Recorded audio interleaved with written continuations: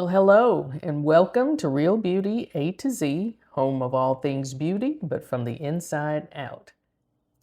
So, as usual, I'm coming with something for you to think about, but I'm specifically talking to those of you who have been praying for open doors of opportunity, yet you're finding yourself locked in by rooms that you've built around yourself. You may not realize it, but you may be sitting in a cycle of low self esteem.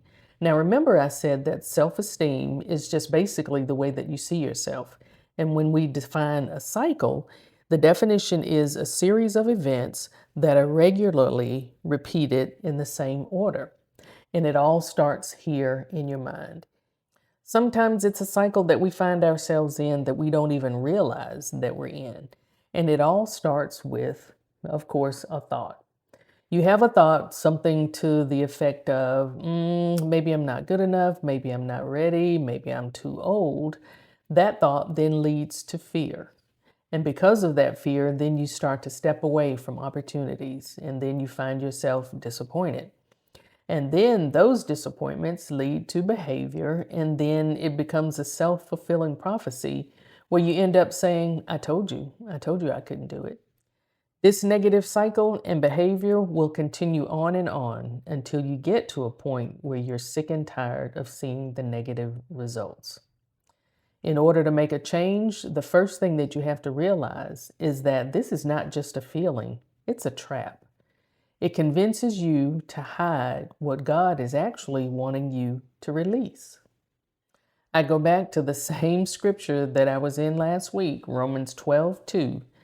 Be ye transformed by the renewing of your mind. We need to understand that God isn't looking for perfection, He's looking for willingness.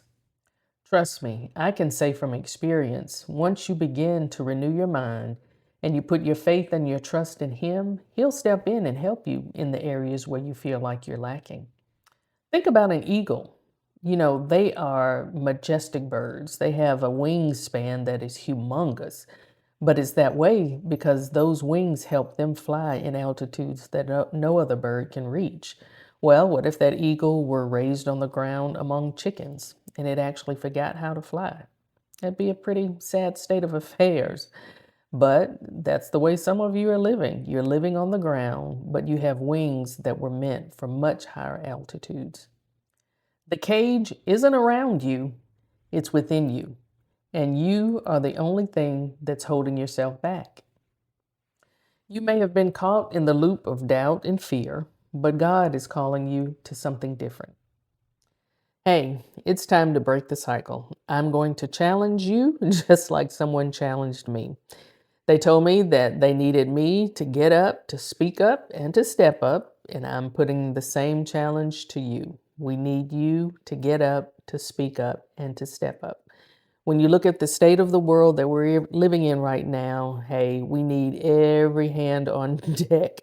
If you've got a gifting or a calling or a message that you know God has placed within you, it's time.